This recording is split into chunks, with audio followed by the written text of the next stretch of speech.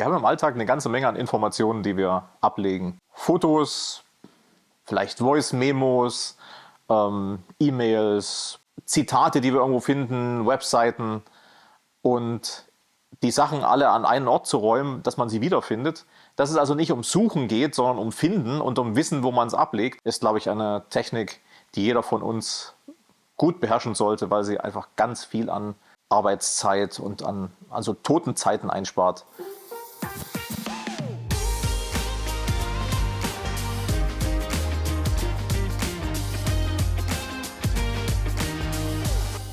Hallo, mein Name ist Oliver Münch, ich bin Business Coach. Auf diesem Kanal geht es darum, gesund und produktiv zu arbeiten. Eine Methode davon ist PARA. PARA steht für Projekte, Arbeitsbereiche, Ressourcen und Archiv. Und das erkläre ich jetzt im Weiteren, was es damit auf sich hat. Das ist ein Konzept, was von Tiago Forte entwickelt wurde. Einer, der sich mit solchen Productivity-Themen beschäftigt. Das findet man auch in seinem Buch, was ich in der Beschreibung verlinken werde. Und es geht darum, ich werde hier mal auf meinem iPad zwei Sachen dazu mitzeichnen. PARA steht also als Abkürzung P für Projekte, A für Arbeitsbereiche, R für Ressourcen und das zweite A für Archiv. Es geht darum, die Informationen so abzulegen, wie sie zeitlich am sinnvollsten wieder zugegriffen werden sollen. Das heißt, Projekte sind die Sachen, an denen wir gerade unmittelbar arbeiten. Projekte sind etwas, was zeitlich begrenzt ist und was ein klares, absteckbares Ziel hat. Mit Arbeitsbereichen sind die Bereiche gemeint, mit denen wir uns im Alltag beschäftigen, die unsere große Aufmerksamkeit auf sich ziehen.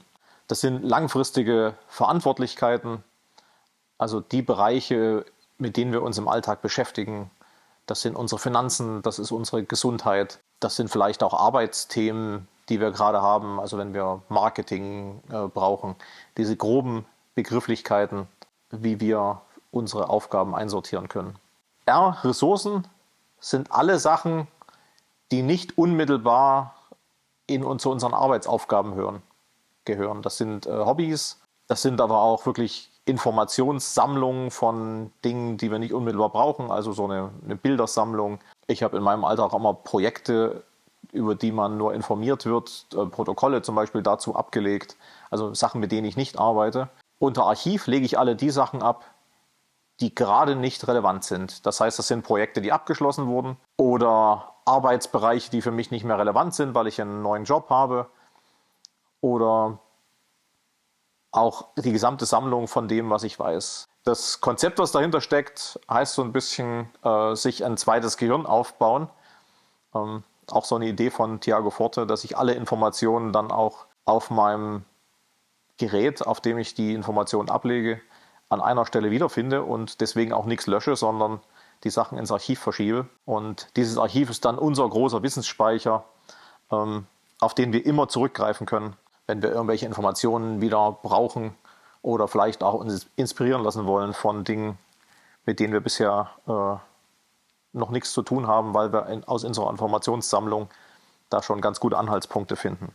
Ich glaube, die wichtigste Frage ist, was sind Projekte? Was sind die Dinge, die tatsächlich für uns gerade anstehen? Was sind die wichtigen Sachen, mit denen wir uns beschäftigen sollen? Ich habe es gerade schon gesagt, Projekte sind kurzfristige Dinge mit einem klaren Ziel.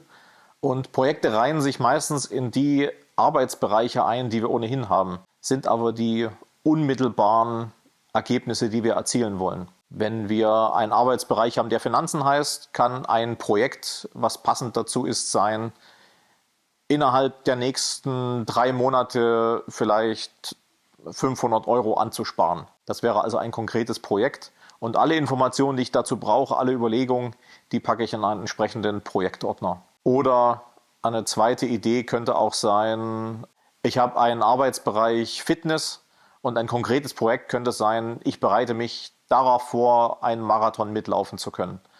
Und das Projekt wäre halt dann abgeschlossen, wenn der Marathon erledigt ist, während der Arbeitsbereich selber bestehen bleibt, weil Fitness ist etwas, das hat kein Ende. Das zeichnet auch Arbeitsbereiche aus. Die enden nicht und sind meistens auch viel breiter aufgestellt als die eigentlichen Projekte. Breit formuliert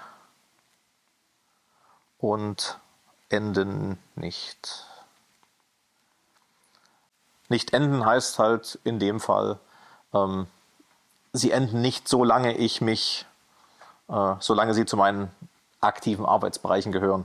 Ich habe es gerade gesagt, manchmal passiert es einfach, dass dieser Arbeitsbereich nicht mehr sinnvoll ist, dass ich vielleicht in einem neuen Job mich mit bestimmten fachlichen Themen nicht mehr beschäftige. Es kann auch sein, dass bestimmte Informationen von dem Arbeitsbereich eher wieder in den Ressourcenbereich zurückfällt oder auch andersrum, dass Sachen aus dem Ressourcenbereich wieder hervorgezogen werden und zu einem aktiven Arbeitsbereich kommen, weil vielleicht aus einem Hobby auf einmal ein Job wird. Punkt 1, wie ich so ein System für mich umsetze, ist, alle Informationen, die ich habe, zu archivieren. Ich fange bei Null an.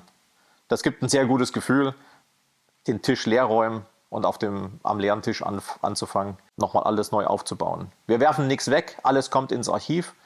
Am besten legt ihr einen Ordner an, der den Namen Archiv und das Datum von dem Tag hat und fangt dann an, die Sachen für euch neu zu strukturieren. Der nächste Schritt ist, einen Ordner anzulegen, der Projekte heißt.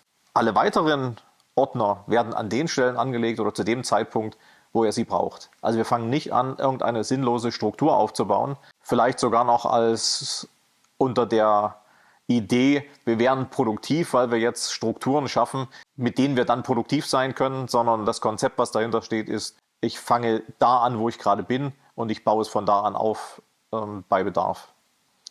Und dann fangt ihr an, alle Informationen, im Zweifelsfall das, was auf eurer To-Do-Liste steht, sind eure aktuellen Projekte. Fangt an, diese Informationen unter dem Projektordner einzeln abzulegen. Der Gedanke dahinter, was das System so einfach und so universell einsetzbar macht, ist, dass ihr das gleiche System auf allen Geräten nutzt, die ihr habt.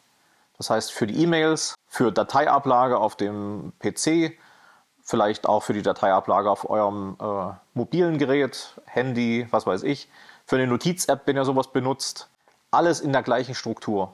Das heißt, ihr wisst genau, was an welcher Stelle zu finden ist und müsst nicht mehr überlegen. Wenn dir diese Informationen helfen, dann würde ich mich natürlich freuen, wenn du den Kanal abonnierst und das Video likest.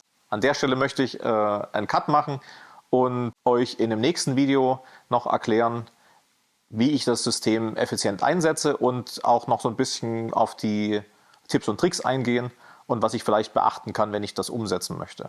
Wir haben uns also ganz kurz damit auseinandergesetzt, wie die Para-Methode aufgebaut ist, dass sie aus 4 Teilen besteht und dass es darum geht, auf einfache Art und Weise Informationen abzulegen. Das soll es jetzt erstmal gewesen sein. In einem zweiten Video gebe ich euch Tipps und Tricks mit, wie ihr die Sachen noch besser einrichtet, was man vielleicht bei der Einordnung in die unterschiedlichen Bereiche noch bedenken sollte und was ich auch tun muss, um das System am Laufen zu halten.